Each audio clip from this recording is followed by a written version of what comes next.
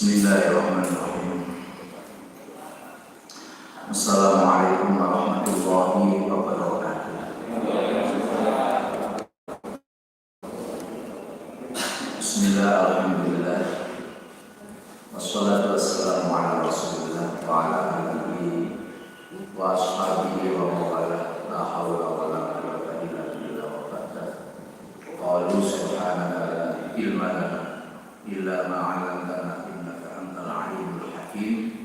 Shadaqallahul azim wa shadaqa rasulul karim wa nahnu ala dzalika minasyahidin. Hadratil mukarramin wal mukarramin, para alim, para ulama, para kiai, para asatidz, para bapak, ibu, hadirin jamaah salat subuh Masjid An-Nur yang senantiasa dirahmati oleh Allah Subhanahu wa taala. Alhamdulillah kita bisa berkumpul bermuajahah berjamaah bersama-sama. Saya lihat jamaahnya tambah banyak, ibu-ibu semakin semangat sekarang, dan ini menjadikan kita insya Allah menjadi orang-orang iman dan imunnya kuat, yang senantiasa diberikan sehat walafiat oleh Allah dikala pandemi yang masih melanda negeri kita. Bahkan ada istilah varian baru seperti elemen. Ya, kita semuanya mudah-mudahan selalu diselamatkan oleh Allah Subhanahu wa taala, dihindarkan dari mara bahaya dan fitnah. Kita diberikan usia yang panjang,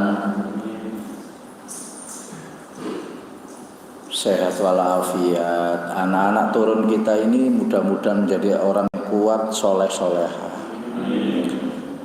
Tentunya rezeki kita juga lancar, dan juga ending kita semuanya nanti adalah husnul khotimah.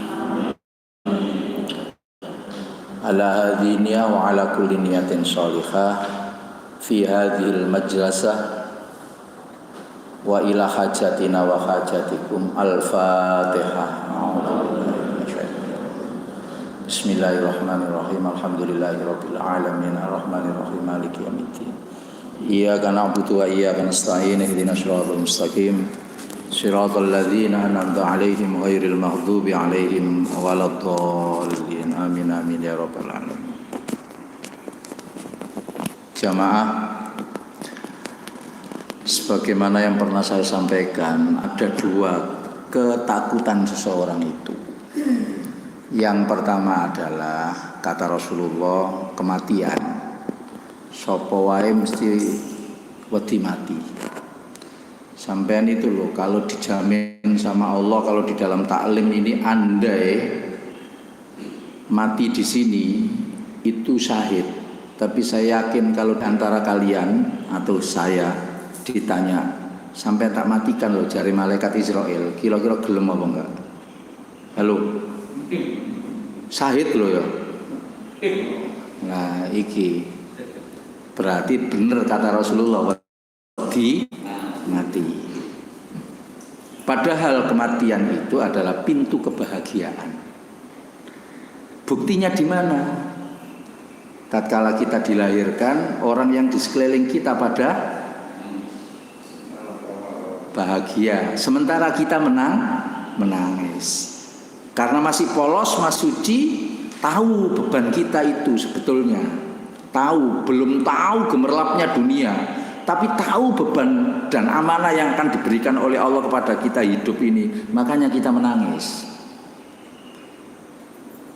Tetapi kalau kita pada saat meninggal dunia, maka sebetulnya sebaliknya. Tapi kita nggak ngerti. Yang menangis siapa? Orang yang ada di sekeliling kita, keluarga kita, handai tolan, kerabat kita. Tapi sebetulnya kita senang. Apa malah sing senantiasa duduk bertaklim berjamaah bersama kayak begini ini loh. Ini sebetulnya kenapa kemudian rahasianya jenazah itu disunahkan untuk cepat-cepat dan dibawa nanggone kuburan supaya supaya si mayat ini seneng cepat-cepat kembali kepada Gusti Allah, ngoten lho. Nah, maka kita harus kemudian direnungkan dan dihayati sedemikian ini. Ini gak koncoplek kan gak tak kandhani lho, ngoten. Tak kandhani sampean iki ngoten. Jadi betul-betul harus setiap hari itu adalah tudzakirul akhirah wa tuzahidud dunya. Jadi artinya penjenengan sekarang ada yang pegang kitab Nasoihul Ibad itu semangatnya di sana itu di sini ini. Apa? Tudzakirul akhirah. Setiap hari itu ingat akhirat gitu loh. Understand?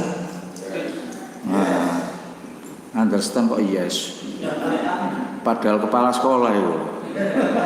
Jawabnya understand? Ten. Nah, gitu. Pun. Wa tuzahidud dunya. Nah, wis usia kayak kula sampean kabeh iki. Yang kedua pesan Rasulullah itu supaya kita senantiasa tidak silau terhadap dunia.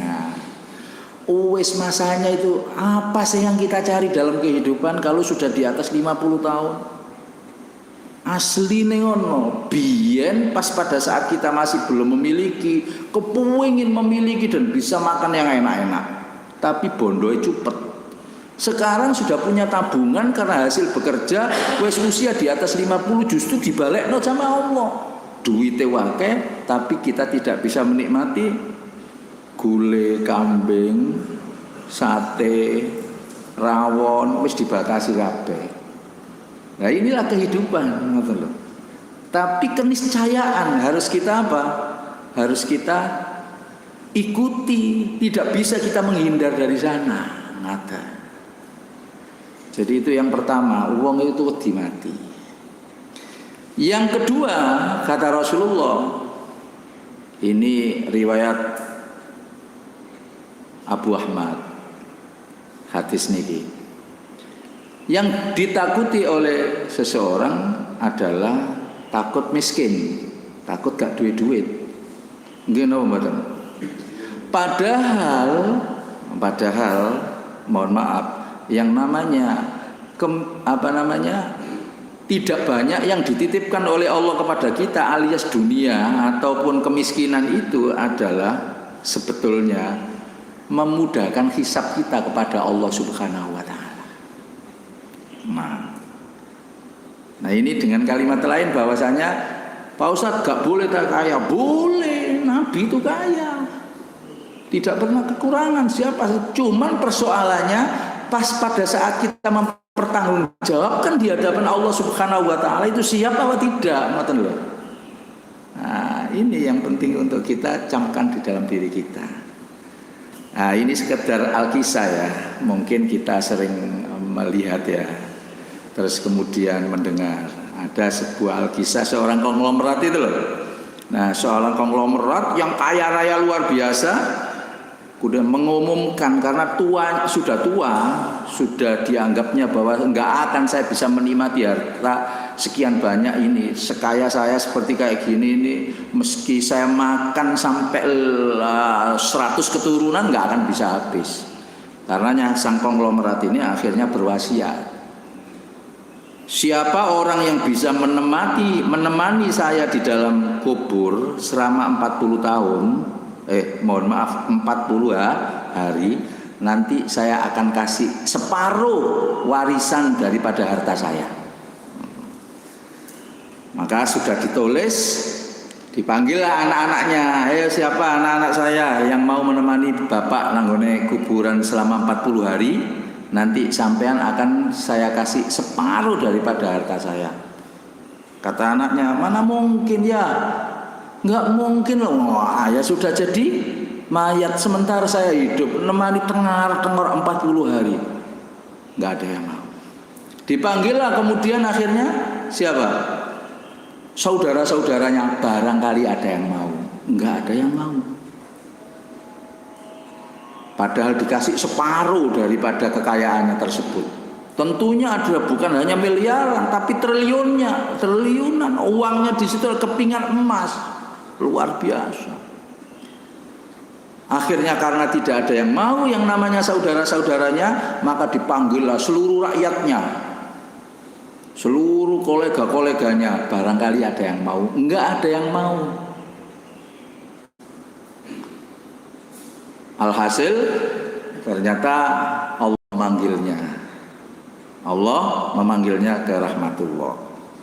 Kemudian ternyata ada seorang yang miskin, tukang kayu, kedengaran wasiat itu. Akhirnya lari ke keluarganya. Kemudian dia bersedia untuk menemani selama 40 hari. Karena wasiatnya kan tertulis tuh, gitu loh. Ya tentunya karena ini adalah wasiat, dipenuhilah sang tukang kayu tersebut. Kemudian dikuburlah yang namanya sang konglomerat tersebut. Begitu indahnya karena yang namanya kuburan orang kaya luar biasa.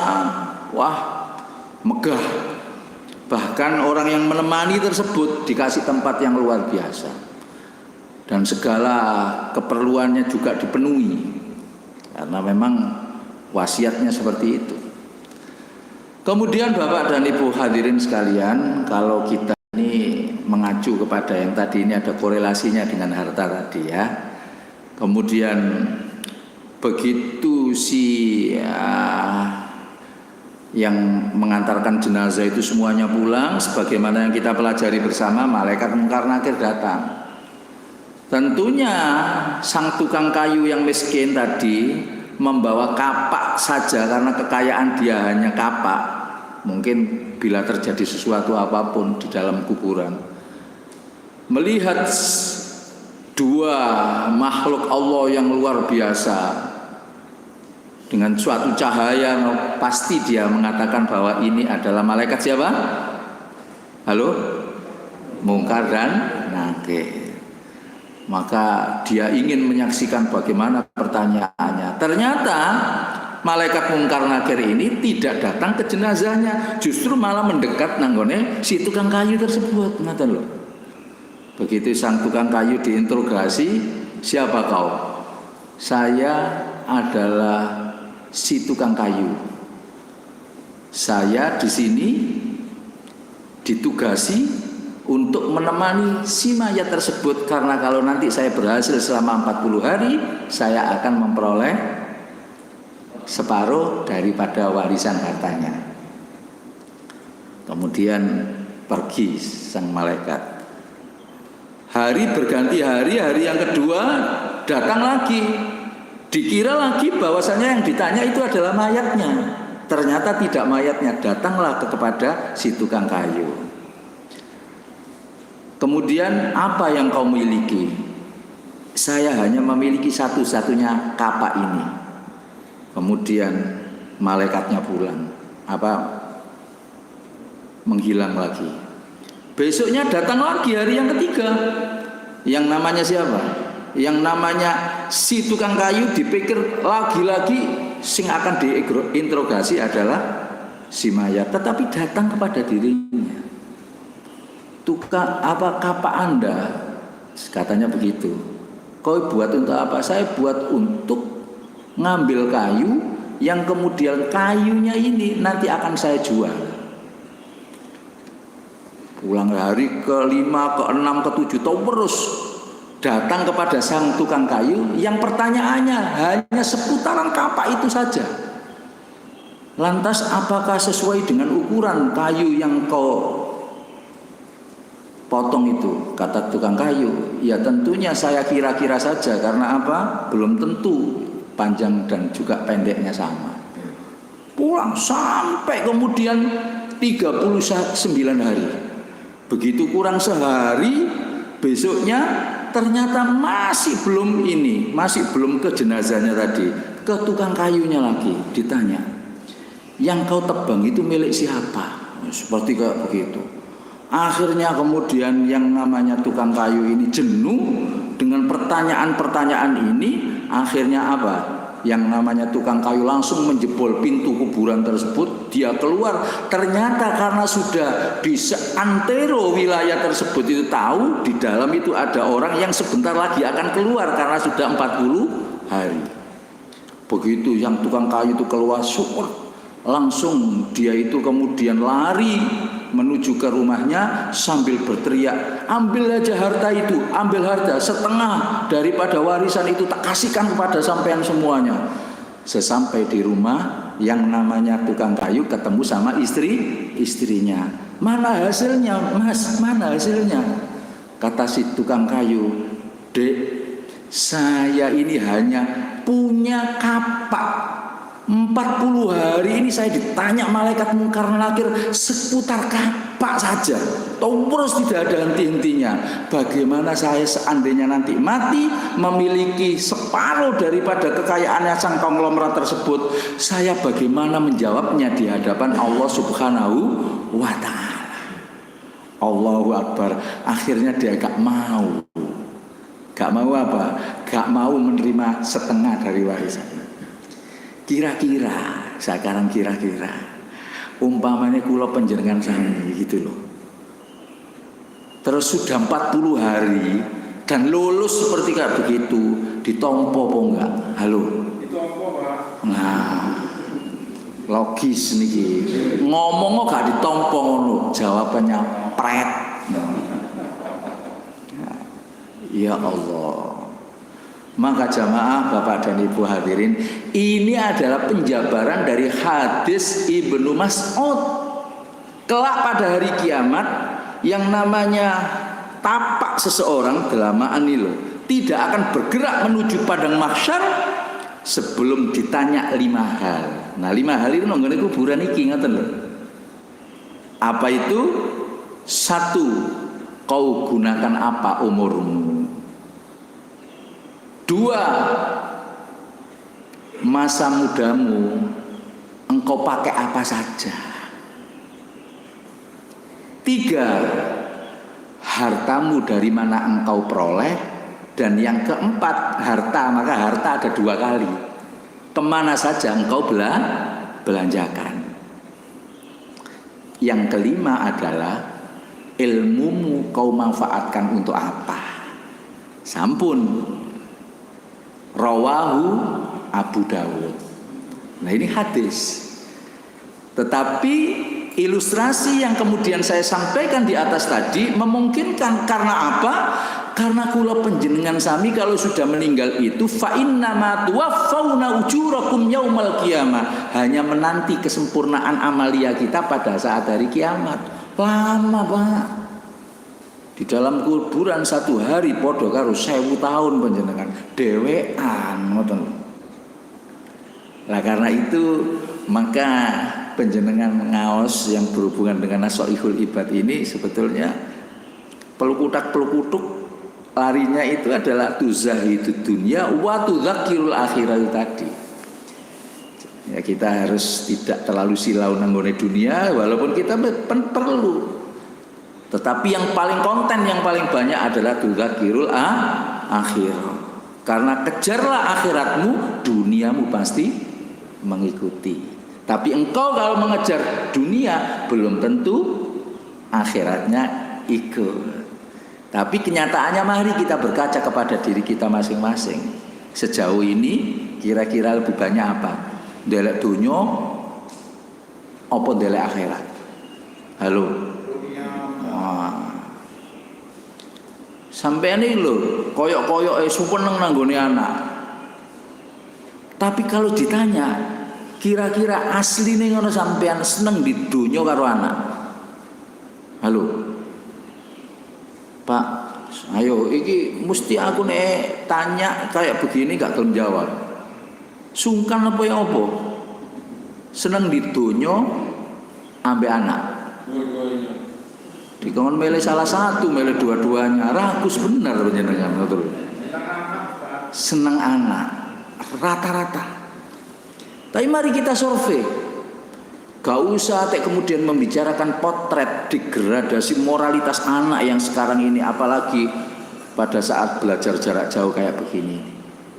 Ya sudah, tanya kepada diri kita masing-masing. Coba kalau seandainya anak kita suruh beli rokok, kemudian lari. Saking senengnya disuruh ayahnya. Begitu kemudian ternyata sampai di toko rokok, lantas dikasih rokok, nggak bisa ngasih uang karena uangnya jatuh di tengah jalan. Pulang nangis. Kira-kira lapor kepada penjenengan, mana rokoknya, kata penjenengan. Katanya, nah, duitnya hilang Pak, nggak dapat rokok. Kira-kira penjenengan kasih lagi apa sampai tamper? Halo, kasih lagi? Pret. Ini logiknya saja. Ibu-ibu juga begitu, nyuruh anaknya beli minyak, lari kencang saking senengnya. Sudah duit, begitu kemudian sampai di tengah jalan, lantas minyaknya jatuh. Mulai nangis. Kira-kira penjenengan kasih lagi uang suruh beli lagi, apa penjenengan selentik kupingi? Jawaban yang paling naklia adalah penjenengan waos di dalam surat apa? Surat Al-Munafikun ayat 9. Ya ayyuhalladzina amanu, wahai orang-orang yang beriman. Lah ini peringatan Allah, tidak sembarangan, spesial untuk beriman. Kalau ya ayyuhan nas, kebanyakan kabeh meleset. Maka ya ayyuhalladzina amanu, orang yang beriman saja diperingatkan sama Allah, la tulhikum amwalukum wa auladukum wala auladukum an dzikrillah. Jangan engkau lupakan bagian kalian semuanya, wahai orang yang beriman, harta-hartamu untuk mengingat Allah Subhanahu wa taala, dan anak-anakmu untuk mengingat Allah Subhanahu wa taala. Sing didhisikno karo Gusti Allah di sini ini anak apa harta? Halo. Ngomong sing seneng anak. Halo. Harta apa anak? Harta, karena Allah tahu kula panjenengan kabeh itu moto itu adalah moto moto ijo nih, ono kayak begitu. Itu uangnya siapa? Pak Mahfud. Langsung disawang. Padahal dibohongi. Apa mana beneran? Bapak dan Ibu hadirin sekalian yang berbahagia. Karena itu kita lanjut untuk pelajaran Nasha'ihul Ibad kita. Kemarin sudah saya baca, itu semuanya sudah rampung ya. Yang berhubungan dengan tiga ini, tiga itu gitu kemarin. Yang hadisnya yang panjang itu loh, yang halaman 24 penjenengan perso. Kemarin kan saya sudah sampaikan bahwa ada tiga perkara yang bisa menyelamatkan, ada tiga perkara yang bisa membahayakan dalam kehidupan kita, ada tiga perkara yang bisa mengangkat derajat kita, dan ada tiga perkara yang bisa menghapus dosa-dosa kita. Semuanya itu sudah apa dereng? Ya apa saya niat ngaji kemarin sebulan yang lalu Pak, sudah lupa atau enggak? Ustadz Najib kemarin itu sudah semua belum itu? Atau masih dari yang menyelamatkan sama yang membahayakan saja? Masih itu saja? Oh sudah semua nggih? Sampai yang kafarat ya? Baik, yang berhubungan dengan apa yang menjadi muqaddimah saya tadi, monggo kita saling membaca sesarengan. Di situ untuk hadis yang nomor 9 dari malaikat Jibril langsung ini bersama-sama. Bismillahirrahmanirrahim. Ya Muhammad, Ishma syi'ta fa innaka mayyitun wahbib ma syi'ta fa innaka mufarikuhu wa'mal ma syi'ta fa innaka mujzabih. Nah jamaah, arti perkata ya Muhammad, wahai Muhammad, ini Jibril ngendikan anggone Nabi Muhammad. Isma syi'ta, uripo sak gelemu, hiduplah kalian semau kalian, sekehendak kalian. Tapi fa innaka mayyitun, maka sesungguhnya engkau akan mati. Nah, jadi kita ini tidak dilarang hidup sak geleme gak apa-apa, tapi ingat ada suatu kalimat, ingat kowe mati ada batas waktunya.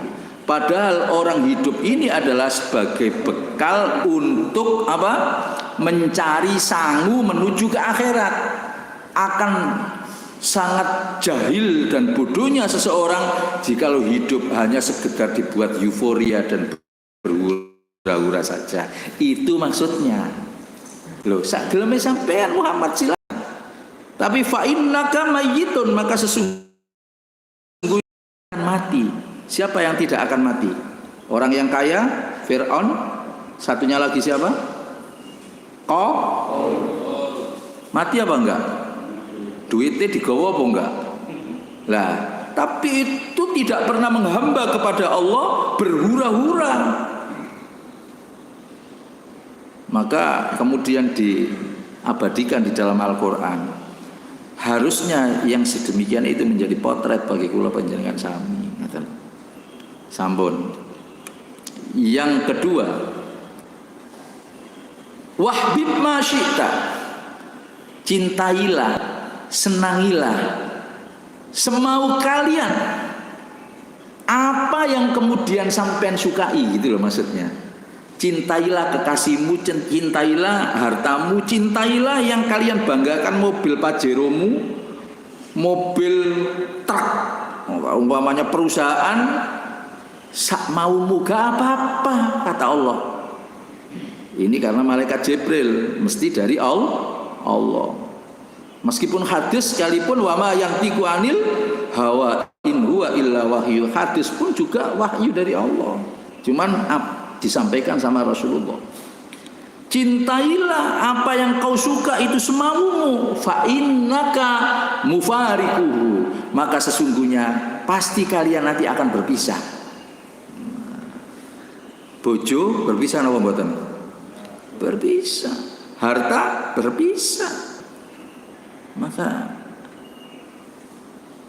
jangan kemudian lantas itu adalah hasil usaha saya, lantas euforia geleme dhewe, jangan. Makanya ada sebuah hadis au kama qol, bunyinya begini, habibaka haunamma, cintailah kekasihmu itu biasa-biasa saja, enggak usah terlalu berlebih. Fa innaka mufarikun, karena engkau pasti akan dipisahkan. Makanya ini hati-hati. Anak-anak kula sampean kabeh nek mencintai pacarnya, aduh luar biasa. Dilewangi nangis, aduh terguncang dan lain sebagainya. Padahal ini justru bisa menjerumuskan orang tuanya walau sampai di kuburan nanti. Hati-hati. Makanya tadi sudah saya tanya, seneng di antara anak sama harta. Maka anak dan harta selalu bersamaan di dalam apa? Di dalam Al-Quran. Ya, kula panjenengan sami, enak dan tidak enak itu satu dari sekian banyak faktor nek kula panjenengan kabeh mampu mendidik anak-anak ke jalan agama. Nah, jamaah, mencintai anak sekalipun yo haunamma, biasa-biasa saja, enggak usah dibela mati-matian kalau anak itu maksiat kepada Allah Subhanahu wa taala. Nah, gitu. Jadi dengan kalimat lain, siapa saja pasti membenarkan bahwa itu pasti akan berpisah. Punya HP harganya 25 juta, Allahu Akbar. Semua yang ada di dunia ini adalah kullu man 'alaiha fan, bisa rusak. Dan rusak habis itu kemudian berpisah. Fana. Wa yabqa wajhu rabbika dzul jalali wal ikram. Wajah Allah yang akan kekal untuk selama-lamanya. Enak panjenengan kalau seandainya mencintai Allah yang tidak ada batas. Pasti hidupnya bahagia. Tapi mencintai dunia, mencintai anak, mencintai harta, mencintai barang, mencintai mobil, mencintai perusahaan, fa innaka mufarikun, kau akan dipisahkan. Hati-hati. Makanya orang yang biasa-biasa saja, soge wis iki peke Gusti Allah, suatu ketika pasti dikembalikan nggone Gusti innalillahi, selamat. Tapi orang yang membangga-banggakan, apalagi kemudian bakhil yang kemarin saya sampaikan, mohon maaf, kan sudah saya contohkan, semuanya itu adalah titipan, tapi kita tidak terasa. Kalau seandainya kita itu sering celaka, sering musibah, sering dapat ujian dari Allah, positive thinking aja. Saya yakin itu adalah sebuah konsekuensi logis. Kalau seandainya kita ini mendapatkan ujian, jikalau memang apa yang kemudian punya aneh Gusti Allah, kita tahan terlalu berlebihan. Saya punya aqua, tak titipkan sama Mas Ki titip. Kan amanah ini maksud saya. Setelah ceramah saya ambil, Mas Ki mana? Saya ambil. Dikasihkan apa mboten? Harusnya gitu loh. Dikasihkan karena tidak ikut memiliki. Nah pertanyaannya, jikalau seandainya ini tidak dikasihkan, ini titipan, saya marah apa mboten? Halo? Marah, ngomong iki milikku kok gak dikekno gitu loh. Ini perintah, ayo tak kasih, tak ambil gitu, gak dikasihkan, saya marah. Demikian Allah. Titipan yang telah dikasihkan datang panjenengan menika disuruh banyak. Termasuk diantaranya panjenengan disuruh untuk la tuakhir bi amrillah, jangan mengakhirkan perintahnya Allah, sholat, zakat, puasa, haji loh. Sik gak gelem ae. Saya ini gak punya mobil Pak, tapi saya sudah punya uang 200 juta. Bentrok dalam pikirannya, iman kepada Allah, haji tuku mobil dhisik, haji tuku mobil dhisik. Biasanya kebanyakan apa? Di dhisikno iki lho. Nah, dunia apa akhirat menika? Milik Gusti Allah disuruh wajib rukun Islam. Kira-kira kalau Allah lantas kemudian menguji dia, mungkin sakit, habisnya 50 juta. Loh, coba. Ini satu cara. Allah itu latif, lembut. Kita itu kalau positive thinking harus sampai ke sana. Cerita itu, ngoten loh. Jadi kalau Allah itu umpamanya memberikan ujian, cobaan, ya lembut. Tapi kalau orang cerdas mesti kau bilang, ngawamu jika orang kaji gak gelem. Tapi tuku mobil expander, gak duwe parkiran pisan, di dalan-dalan undalan-dalan. Nyakiti wong maneh. Ngoten lho. Allahu Akbar. Lah ini semuanya itu akan berpisah. Fa innaka mufariquhu. Sampun. Kemudian yang ketiga, wa'mal masyita. Wa'mal itu artinya itu adalah bekerja ataupun melakukan sesuatu. Lakukan sesuatu sak geleme sampean gitu loh. Masyita itu artinya sekendak kalian. Fa innaka, maka sesungguhnya mujzabi, akan dibalas oleh Allah sesuai dengan apa yang sampean lakukan. Enaknya begini loh Pak, nek melakukan kebaikan itu mesti balasannya Allah adalah satu yang berlebih. Tapi kalau kita ini melakukan dosa, maka Allah tidak membalas sama sekali, tetapi sesuai dengan kemaksiatan kita. Understand? Nah, nuhyiyannahu hayatan thayyibah. Siapa seseorang yang melakukan ikhlas, nolong ikhlas, sedekah ikhlas, nanggone masjid itu karena Gusti Allah, gak karena manusia, sudah. Ini kan janji Allah, tapi kira-kira banyak yang menjalankan apa tidak? Janji Allah apa? Falanuhyiyannahu hayatan thayyibah, maka sungguh pasti, Allah itu harfu taukid, maknanya pasti aku Allah akan memberikan satu kehidupan seperti apa? Hayatan thayyibah, kehidupan yang baik, bahagia, tenang, sejahtera, rezeki lancar, dihormati dan juga derajatnya tinggi di sisi Allah maupun di sisi manusia. Kemudian selanjutnya bukan titik dari situ kalau kebaikan. Walanajziyannahum ajruhum bi ahsani kanu ya'malun. Dan aku Allah katanya pasti akan memberikan balasan yang berlipat-lipat ganda dari sebuah kebaikan yang telah kalian lakukan. Nah, jadi itu kebaikan. Tapi kalau seandainya ada sebuah kemaksiatan, maka fala yujza illa mislaha. Itu ayat yang lain. Kalau tadi adalah ayat yang ke-97, suratnya adalah surat An-Nahl, insyaallah. Tapi yang ini di ayat yang lain, orang yang kemaksiatan tidak akan dibalas oleh Allah kecuali sesuai dengan apa yang dia lakukan. Maka hidup itu sebab musabab, sering saya sampaikan. Kullu syai'in sababa. Nek sampean biasa nyenengno wong ya disenengno karo Gusti Allah. Tapi nek sampean selalu nyusahno wong disusahno karo Gusti Allah.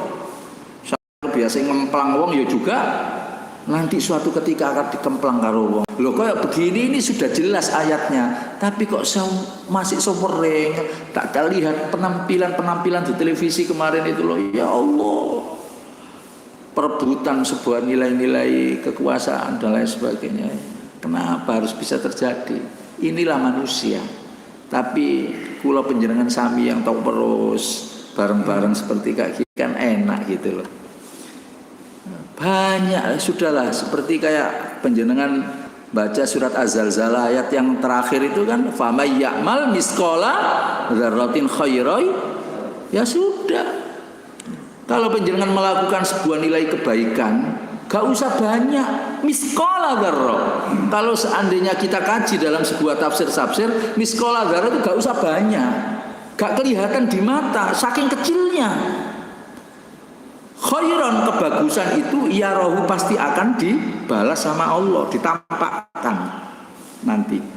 Sebalik misalnya ya, mohon maaf, sampai mangan onde-onde, terus mari ngono aku kepengin, aku njuk po, tapi sampean ngendikane moh, karena sampean medit, akhirnya tapi sampean sakno aku, akhirnya sampean kasih, tapi sampean kasih wijane tok, tak kei ngono Bang.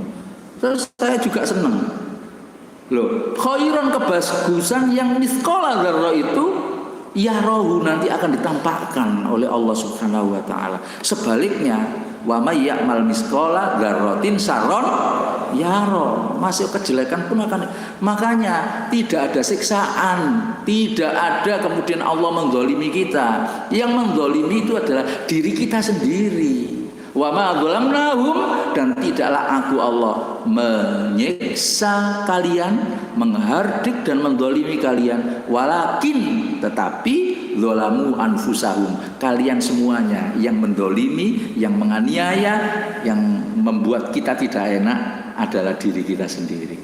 Nah, itu surat Hud ayat yang ke-101. Ini baru satu hadis yang saya baca.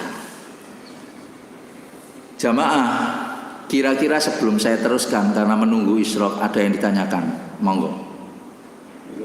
Nggih.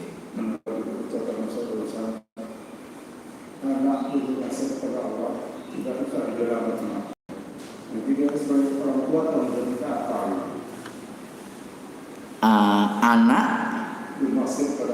berbakti kepada Allah.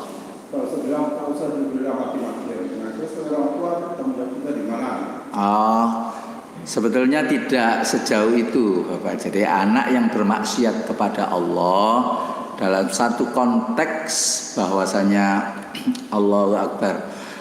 Untuk kewajiban kita dalam kaitan mengingatkan itu perlu untuk mengingatkan, dan itu wajib bagi kita.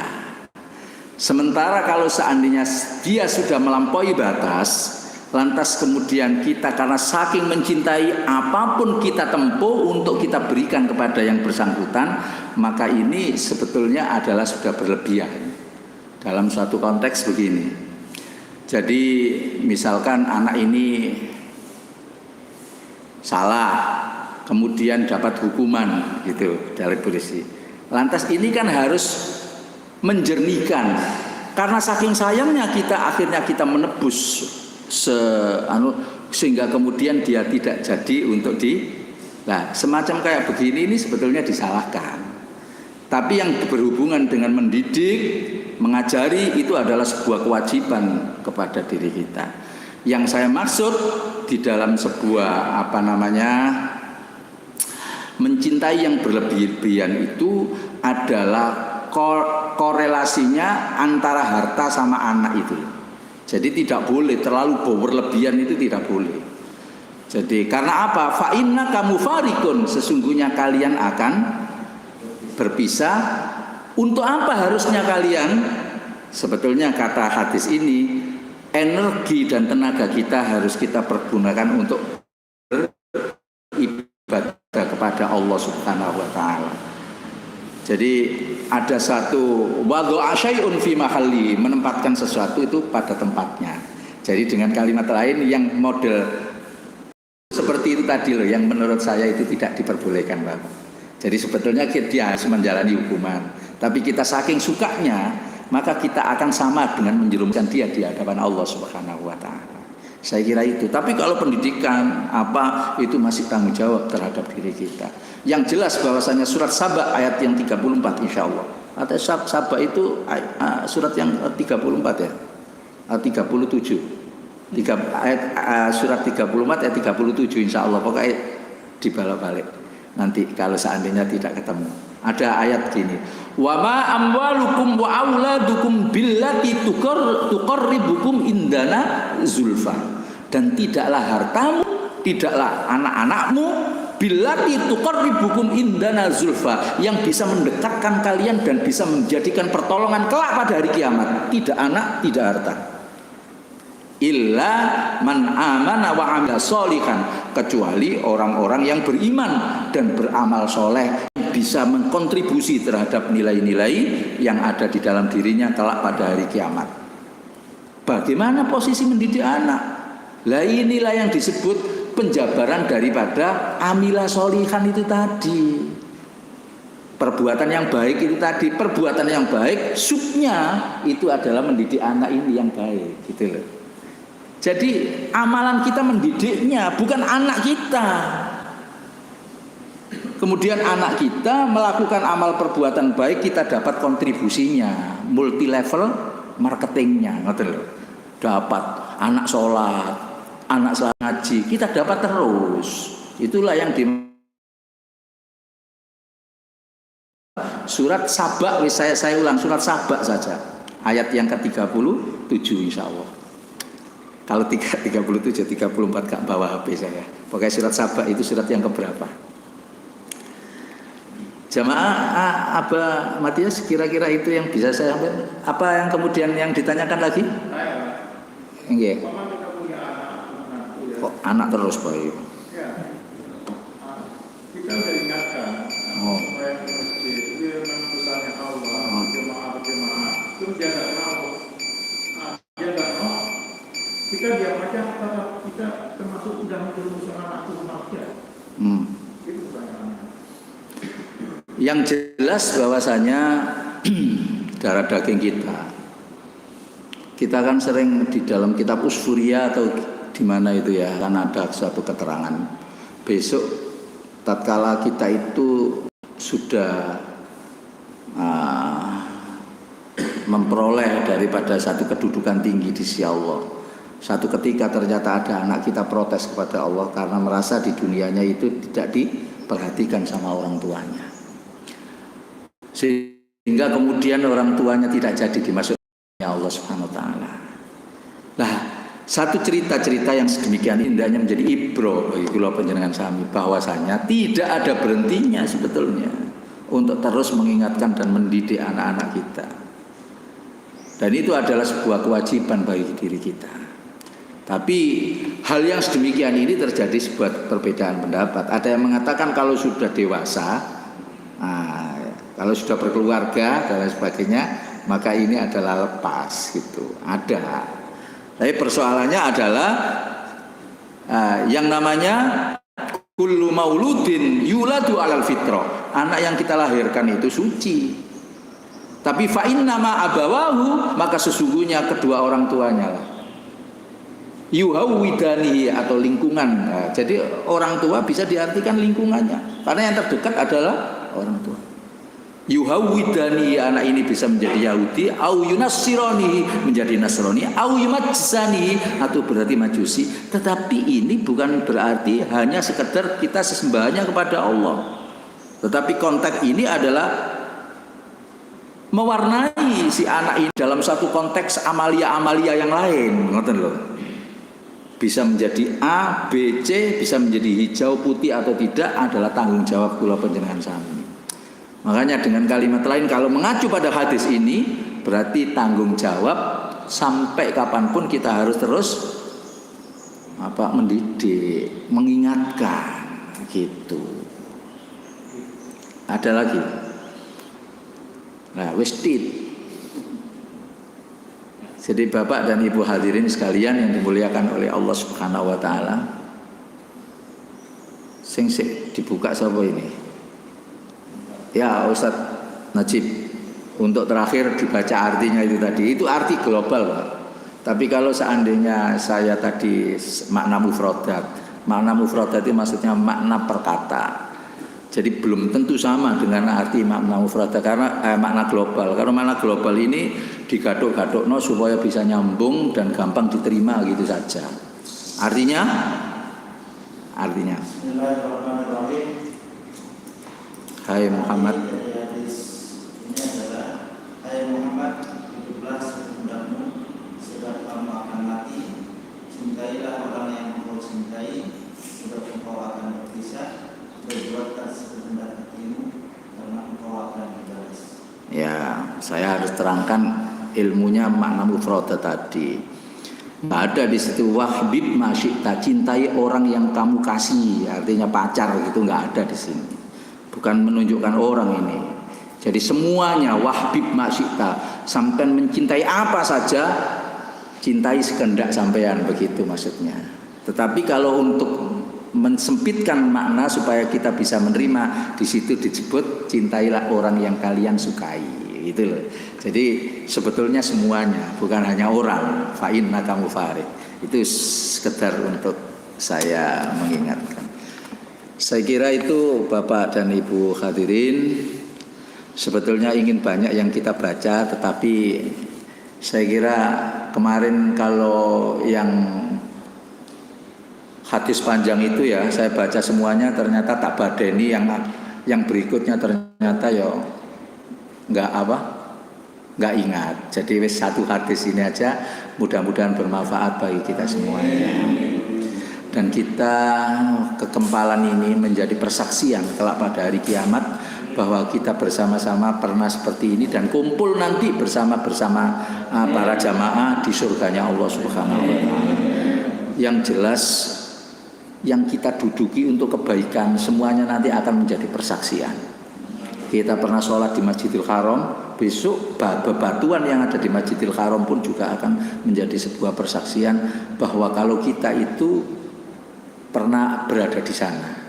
Dan inilah kemudian sebuah pundi-pundi amal kita. Mudah-mudahan amalia kita semuanya yang baik-baik diterima oleh Allah Subhanahu wa taala. Yang maksiat kita, kekhilafan kita, Allah berkenan untuk mengampuninya. Dan selanjutnya ilmu-ilmu kita bermanfaat di hadapan Allah maupun di hadapan manusia. Nggak ngerti sekarang, saya berharap nanti kemudian akhirnya kalau dilihat sebuah pemandangan yang korelasinya sama dengan ini, maka kita dengan sendirinya akan dapat hidayah dari Allah Subhanahu wa taala. Allahumma fa'alna bima 'allamtana wa 'allimna ma yanfa'una. Allahumma iftah lana futuhal arifin. Rabbi zidna ilma warzuqna fahma. Rabbi yassir wa la tu'assir ya Allah. Yassir lana umurana kullaha binuri hidayatika wa bi quwwatika ya dzal jalali wal ikram. Rabbi anzilna munzalam mubarakan. Ya Allah, ya Rabb, tempatkan diri kami pada sebuah tempat yang penuh dengan keberkahan. Wa anta khairul munzilin, dan engkau adalah sebaik-baik yang menempatkan. Rabbana atina